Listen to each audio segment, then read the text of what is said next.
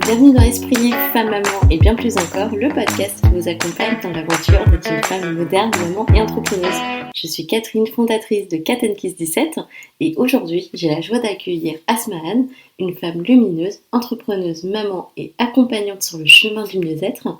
Avec elle, on va parler d'un sujet aussi simple en apparence que profondément transformateur, les accords Toltec. Peut-on vraiment changer sa manière de vivre, de penser et de se relier aux autres en suivant 4 principes ancestraux? Comment ces accords peuvent-ils nous aider à mieux vivre nos journées chargées, à poser des limites saines et à nous reconnecter à nous-mêmes? Et surtout, comment les transmettre à nos enfants dans une parentalité plus consciente et apaisée? Asmahane va nous partager son regard, ses expériences, ses outils et comme toujours, dans un esprit libre, des clés concrètes, accessibles et inspirantes. Bonjour Asmahane. Bonjour Catherine. Comment tu vas aujourd'hui? Super, ça va, merci. Alors moi je te connais un petit peu. On s'est rencontrés aux apéros entrepreneurs et tu m'avais tapé dans l'œil parce que tu faisais les accords Toltec.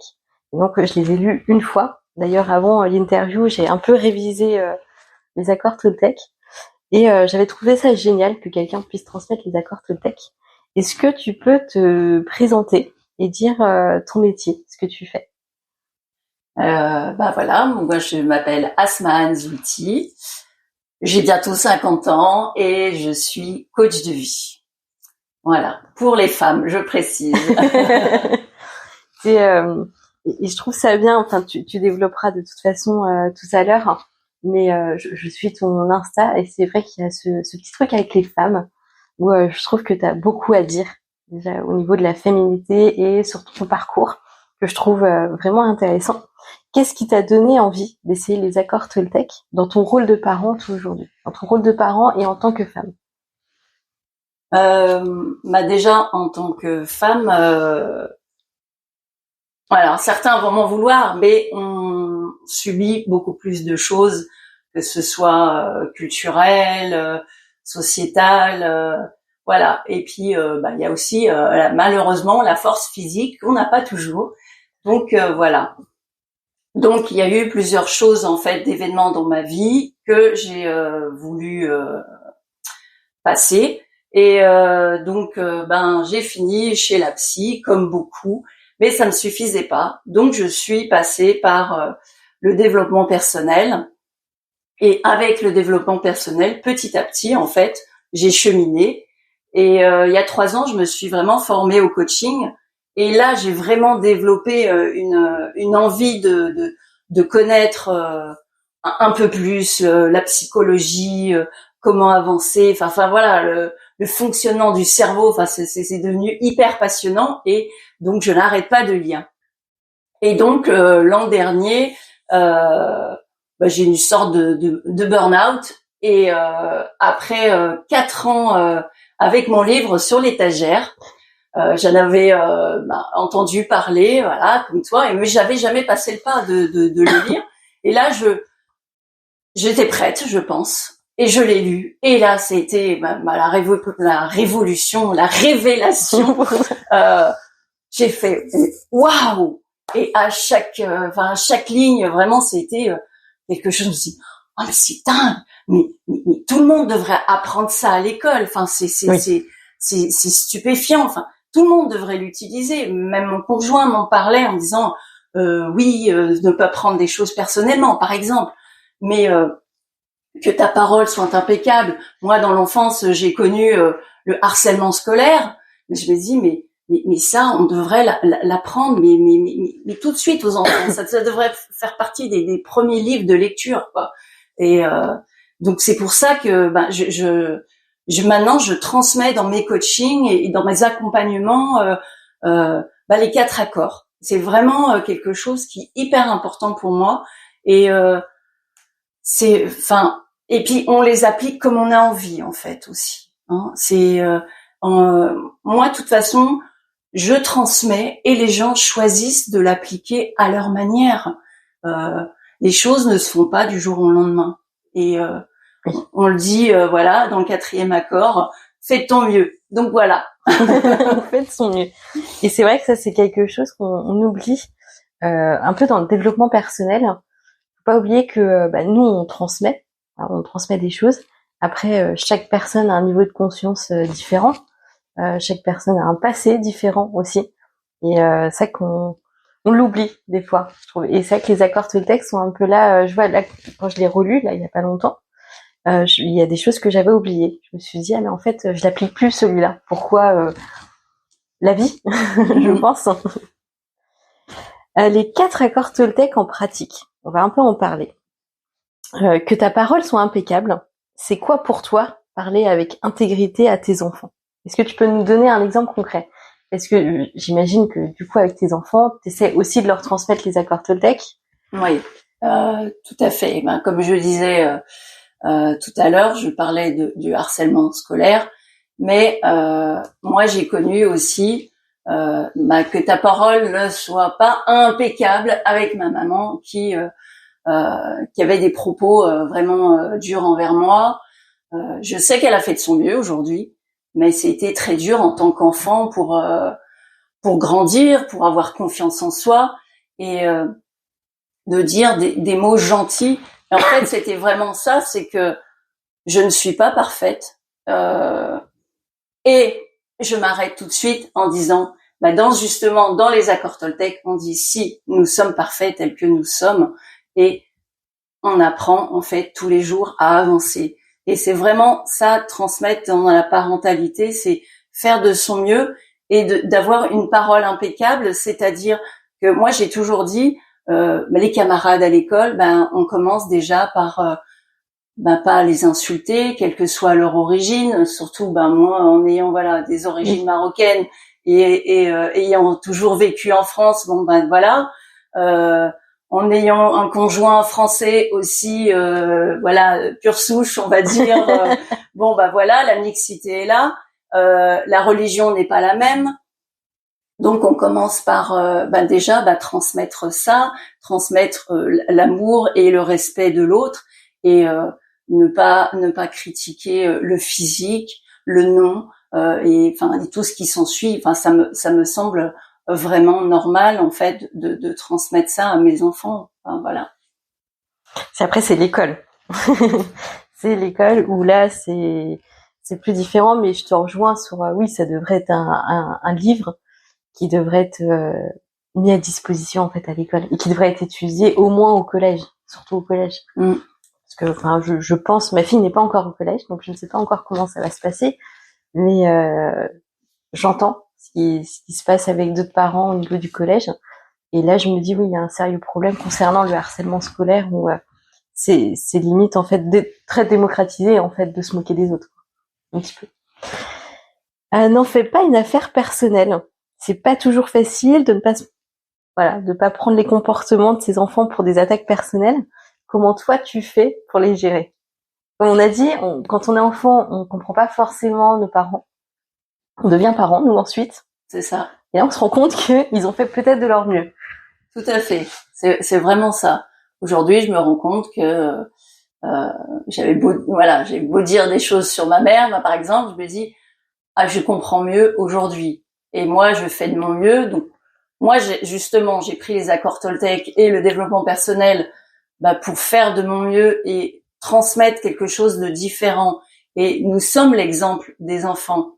Et ne pas prendre des choses personnellement, parce que oui, les enfants, on en parlait tout à l'heure, de pas prendre des choses brutes de décoffrage. On va nous dire quelque chose, on va dire ok.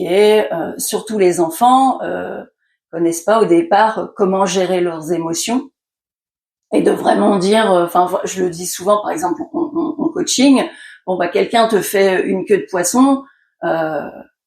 Faut pas s'emporter. Et c'est vraiment ça. C'est ton enfant va te dire s'il est pas bien, il va te dire quelque chose cache que ça ne lui convient pas. Et quelque part, il a pas tout à fait tort. Et on apprend la diplomatie. Mais comme tout, la diplomatie a aussi ses limites, ça s'apprend. Et qu'en tant que parent, tu ne peux pas forcément, en tant qu'être humain, tout accepter, dire ok, il est fatigué, je comprends. Moi aussi, je suis fatiguée. Donc c'est vraiment, voilà, c'est toujours, tu vois, je répète là, ce quatrième accord, faire de son mieux. Donc c'est, voilà, de pas prendre les choses personnellement. Et même si on n'arrive pas sur le coup, c'est de se dire, ah, là, s'il a réagi comme ça, c'est que c'était pas forcément une critique envers moi ou une attitude qui était contre moi. Donc, je vais prendre ce recul. S'il faut, je vais revenir, réexpliquer les choses. On dit calmement. On utilise beaucoup le repas en fait pour échanger et reprendre les choses. Et on parle beaucoup en fait des attitudes, des comportements. Et moi, je transmets vraiment à mes enfants. Là, j'ai même ma deuxième. Qui a accepté de lire le livre, donc c'est ma petite victoire. C'est bien, c'est vraiment bien. Après, je te rejoins là. Moi, j'ai une petite fille qui est superbe et je la trouve vraiment intelligente. Mais c'est vrai qu'elle manque de diplomatie. Et il y a des moments, c'est assez dur parce que je le prends personnellement quand elle est quand elle est en colère, on a un désaccord. Ça arrive qu'on ait des désaccords toutes les deux. Surtout qu'on a un caractère toutes les deux totalement différent et elle est pas très diplomate. Du coup, c'est vraiment très dur. Alors nous, c'est pas le repas parce que elle est très c'est pas qu'elle est rancunière Nina, c'est qu'elle est faut vraiment un temps pour rediscuter des choses quand elle s'est mise en colère. Donc c'est beaucoup le soir avant de se coucher. Mais elle, c'est pareil de son côté. Elle peut prendre les choses personnellement pour elle. Et j'essaie de lui apprendre les accords Toltec, j'essaie, mais c'est pas facile, surtout à 3 ans et demi. Donc c'est vrai que la petite astuce au moment du repas, je pense que t'as raison, c'est les petits tips du jour. Reparler de ça pendant le repas. Tu peux nous dire comment t'as réussi à lui faire lire le livre? Déjà, alors, j'ai peut-être pas la bonne manière, mais j'ai toujours en fait cet enthousiasme face au développement personnel, alors que c'est beaucoup décrié ces dernières années, mais pour moi c'est vraiment apprendre de tout le monde une philosophie de vie et au départ en fait sans rentrer dans la religion pure et dure, mais l'image qu'on a de Jésus dans l'amour en fait. Et c'est vraiment ce qui est transmis là. Et d'ailleurs, on en parle aussi dans l'Ho'oponopono. C'est vraiment être dans l'amour et la compréhension de l'autre. Et en fait, j'ai des outils. Et ces outils, en fait, je veux les transmettre aux femmes. Je veux pouvoir les transmettre, on va dire, au plus grand nombre. Et puis, commencer par mon foyer. Et moi, j'ai 3 filles, j'ai 3 femmes, en fait. Alors, j'ai déjà 2 femmes, parce que mes filles, donc, ont 22, 19 ans, les plus grandes. Et j'ai une dernière qui a 10 ans. Donc, tout ça, pour moi, cette transmission est très importante de leur donner les clés que moi, je n'ai pas eu à disposition tout de suite. Donc, je veux partager et je pense que de communiquer mon enthousiasme, ça réussit en fait, voilà. Donc comme elle a lu ce livre, elle me dit oui, c'est intéressant, je ne comprends pas toutes les notions. Je lui dis ok, on peut en rediscuter si tu veux, mais déjà d'avoir une approche et de réfléchir en fait à comment interagir avec les individus qu'on croise dans la journée, proches ou moins proches, c'est important justement, parce que non seulement on apprend à vivre avec les autres, mais ça nous apprend à gérer plus facilement nos émotions et du coup d'être moins impacté par la douleur, parce que ces émotions, se dire quand tu prends personnellement, il y a des fois, c'est peut-être l'impression de prendre physiquement une porte dans la figure, quoi. C'est vraiment ça. Donc d'apprendre et de te dire non, cette porte, je ne la prends pas dans la figure parce que je sais que cette personne a une mauvaise journée ou elle s'est mal réveillée, peu importe.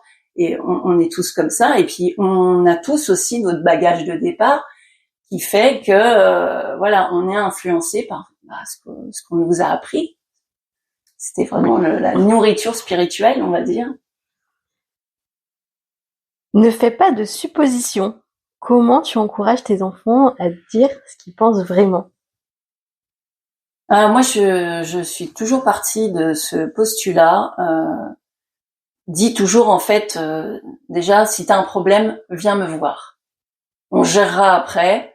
Euh, Ma porte est ouverte, voilà. Et des fois, bon, moi, je vais peut-être pas réussir à gérer mes émotions comme ça, voilà. Mais euh, on parle, on voit une solution et ensuite, voilà, on gère. Et et ben de pas faire de suppositions, c'est vraiment d'ouvrir la parole en fait et de pas supposer que telle personne a pu dire ça et dire oui bah en fait on passe quasi notre temps à lire entre les lignes et dire oui elle a dit ça mais les paroles qu'on entend c'est vraiment le film que l'on se fait avec ce qu'on a entendu et mon film est différent du tien, Catherine, est différent de qui que ce soit sur la planète. Et donc forcément, c'est important d'avoir ce recul et de pas prendre, voilà, de pas faire de suppositions. Moi, c'est m'est arrivé même encore récemment avec mon conjoint de me dire, bah tiens, il m'a dit un truc et de me dire, et de m'arrêter. Hop, hop, hop, hop, hop, Asman, attends, ne fais pas de suppositions. Voilà. Et tout de suite, bah, on ne fait pas de supposition, on pose la question à l'autre. Est-ce que c'est bien comme ça que tu interprètes ces mots et et là, ça change toute la donne parce que forcément, l'autre, elle voulait dire quelque chose. Avec les mêmes mots, on peut employer les mêmes mots, mais ils n'ont pas forcément la même signification. Et apprendre ça aux enfants, bah déjà, ça commence par être un modèle en fait. C'est vraiment dans cette façon de penser, de te dire, je suis le modèle. Si j'essuie la table de droite à gauche, mon enfant va enregistrer que j'essuie la table de droite à gauche. Et donc, bah, la façon de penser, la psychologie, bah, c'est pareil, quoi. Enfin, c'est bête et méchant. Ah, moi, en profil Enneagramme, je suis de profil 6 et je suis une pro, en fait, des suppositions, de mise en scène, de films. Donc c'est vrai que cet accord, pour moi, il est extrêmement difficile.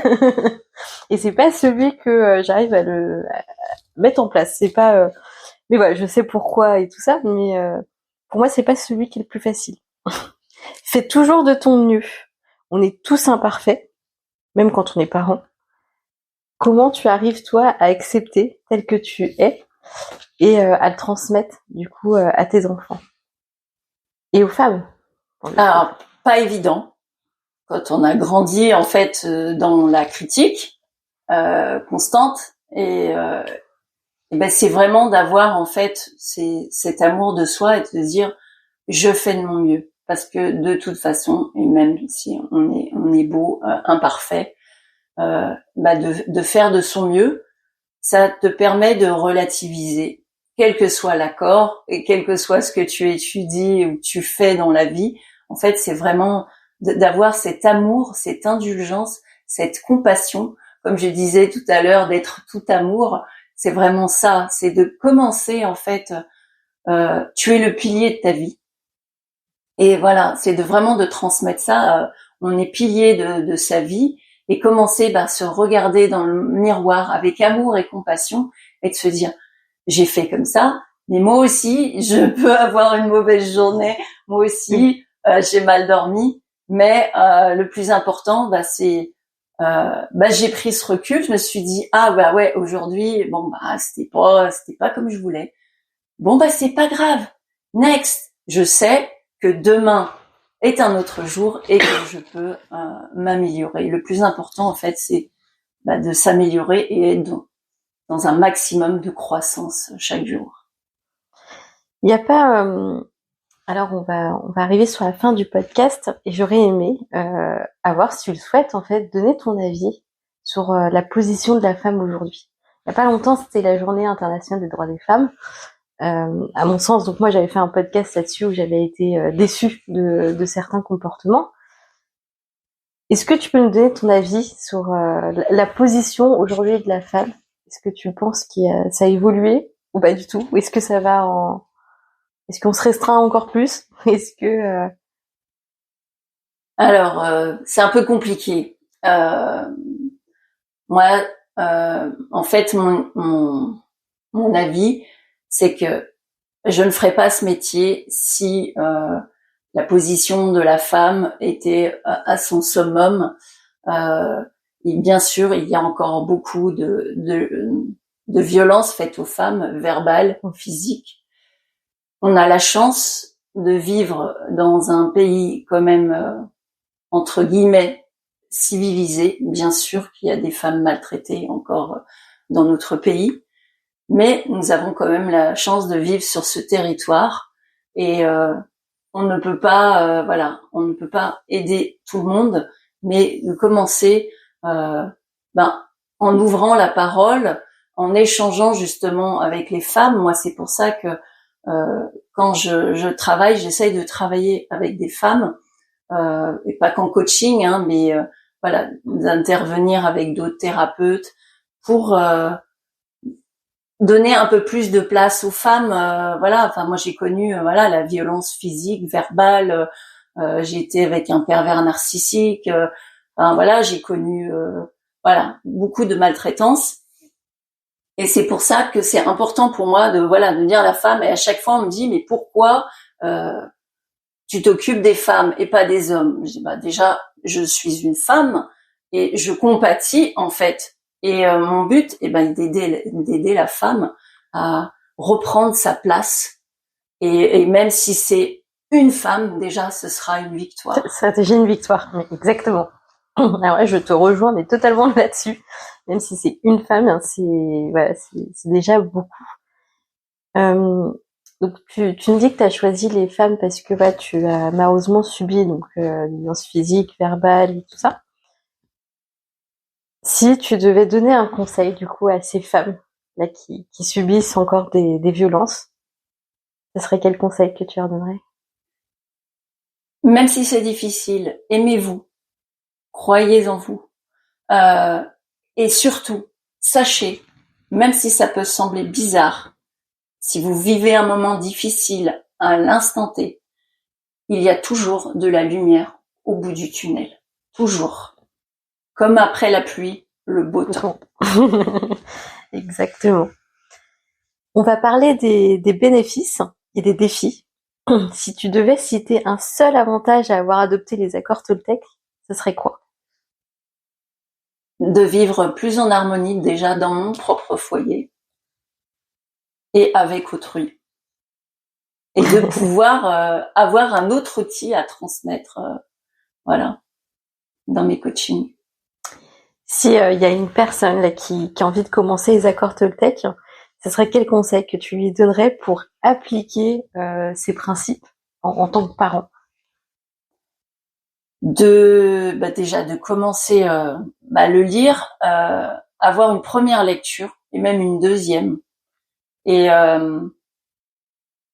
de commencer par le numéro 4, c'est mon chouchou, de faire de son mieux et de parler justement à notre enfant en disant avec les mots adéquats bien sûr, de dire moi j'ai découvert ça, c'est magique, qu'est-ce que tu dis si on essaye d'appliquer ça ensemble, d'accompagner et de dire moi, je suis parent aussi et j'apprends en même temps que toi. Je connais des choses, mais je ne connais pas tout. Et la vie est devant toi, donc allons-y ensemble, suivons les pas chaque jour et avançons vers l'amour. Je le redis encore, l'amour avec un grand A, l'amour de soi et l'amour des autres. Et transmettre ça, surtout quand on a des petites filles. Et je ne laisse pas en rester petits garçons, bien évidemment. Mais ça te va tellement bien et ça se voit sur toi que tu as beaucoup d'amour envers les autres. Et pour ça, bravo. Parce que sur ton visage, ça se lit beaucoup. Que tu es quelqu'un et quand on s'est rencontrés à l'apéro entrepreneur, c'est quelque chose qui m'avait marqué. C'était je sais même plus, c'était comme ça a été très très fluide, on se connaissait mais absolument pas. Et voilà, juste parce que tu rayonnes en fait d'amour pour les autres et je trouve que ça fait du bien dans ce monde de rencontrer des personnes qui aiment tout le monde dès le départ. Donc bravo. Merci. Dans 5 ans, comment tu t'imagines pour ta parentalité et pour ta vie d'entrepreneuse? Alors ma parentalité, alors j'ai déjà 2 grandes, alors plus pour la dernière, faire de son mieux, mais comme je l'ai dit tout à l'heure, on apprend chaque jour et les outils que j'avais voilà il y a 20 ans n'étaient pas les mêmes qu'aujourd'hui, donc j'essaye encore plus de montrer à ma fille un chemin voilà fait d'amour comme tu disais et d'avoir un maximum en fait alors le mot arme est un peu hard mais d'avoir des outils voilà pour avancer plus sereinement dans la vie avec les autres parce que c'est important pour moi en tant que maman mes enfants puissent avancer qu'elles puissent avoir confiance en elles, qu'elles se sentent belles et on part pas de concours de beauté mais se sentir belle, pouvoir se regarder dans un miroir et se dire voilà, je m'aime et puis bien sûr de se dire qu'elles soient fières de leur maman du travail qu'elle accomplit voilà auprès des femmes, auprès de l'entourage et de leur montrer un chemin comme ça où on peut vivre en harmonie et puis que c'est pas forcément tout ce qu'on entend aux infos et que et que le ciel est forcément noir et que tout est pourri et que voilà c'est moi je suis pas comme ça quoi. La vie est belle, comme je dis souvent à ma fille, la vie est belle. C'est ça. Ça dépend ce que tu en fais. Tout à fait. En tant qu'entrepreneuse, dans 5 ans, tu te vois comment? Conférencière, tu te vois... Moi, je te verrais bien faire des conférences. Comment est-ce que tu vois l'évolution de ta boîte? Moi, j'ai pas envie de m'arrêter. Je veux pas me mettre de barrière parce que voilà, j'ai vraiment appris en tant qu'enfant à me faire toute petite, pas faire de bruit. Et le jour où j'ai été au séminaire de Christine Levicki, qui a écrit Wake Up et J'arrête de râler. Vraiment, là, j'ai découvert que je pouvais rêver grand. Et à chaque fois, chaque jour, je me réveille en disant rêve grand. Pourquoi t'arrêter? Le but est de toute façon de transmettre au plus grand nombre. Et on disait voilà une femme, mais c'est pas suffisant. Il y a tellement de femmes qui souffrent, donc oui, faire des conférences, j'adorerais. On verra comment ça se présente, mais oui, plus tu peux en fait aider et mieux tu te sens en fait. C'est comment dire ça? Moi, le coaching, c'est fou, mais quand je coach, j'oublie tout. Je me sens vraiment bien. C'est vraiment être passionné par son travail, c'est ça.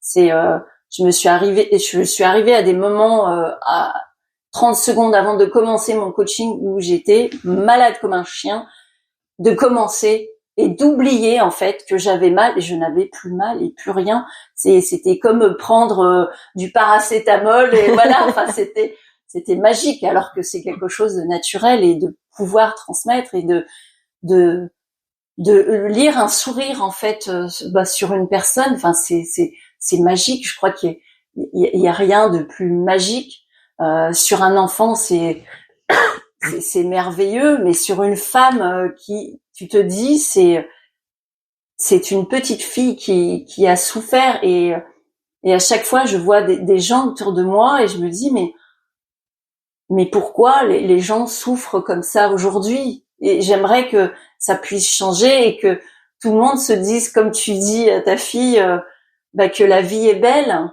et que oui, forcément, comme la météo, et il y a des nuages gris et des fois, il y a des coups de tonnerre, mais il y a aussi des belles choses, comme dans la parentalité. Il y a des jours qui sont plus compliqués que d'autres.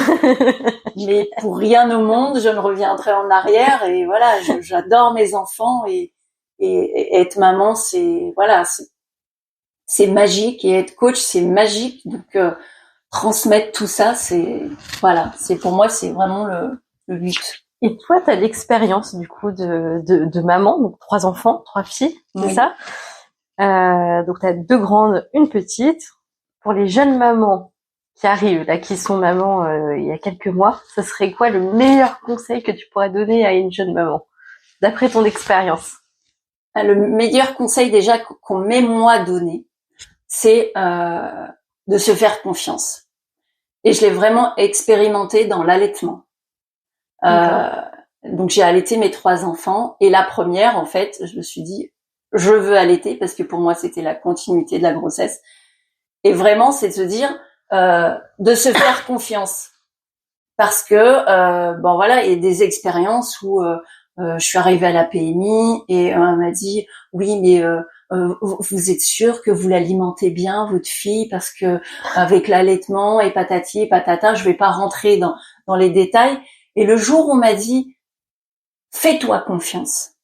Et déjà, j'ai allaité ma fille 21 mois, alors que j'étais partie pour l'allaiter, voilà. En plus, moi, j'avais une petite poitrine, donc on s'imagine qu'il y avait une petite poitrine, c'est on va cliché, pas pouvoir, ce truc, hein. voilà, qu'on va pas pouvoir vraiment, allaiter. Mais non, c'est des bêtises, voilà. Vous pouvez avoir, une toute petite poitrine. C'est une poitrine quand même. On a été fabriqué pour ça, voilà. Donc voilà. Et que ce soit dans l'allaitement ou que ce soit dans le biberon, l'essentiel est de se faire confiance. On est entre guillemets, parce que je veux pas heurter certaines, mais nous sommes des animaux au départ, nous sommes des mammifères et nous sommes fabriqués pour ça.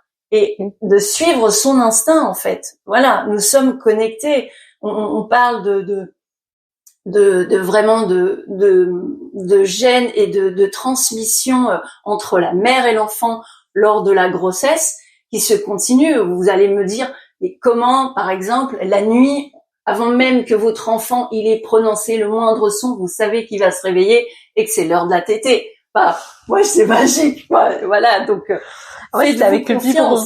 Voilà, j'ai fait les deux, en fait. Je faisais les deux. J'avais le tire-lait et l'allaitement au sein. J'avais décidé que c'était comme ça.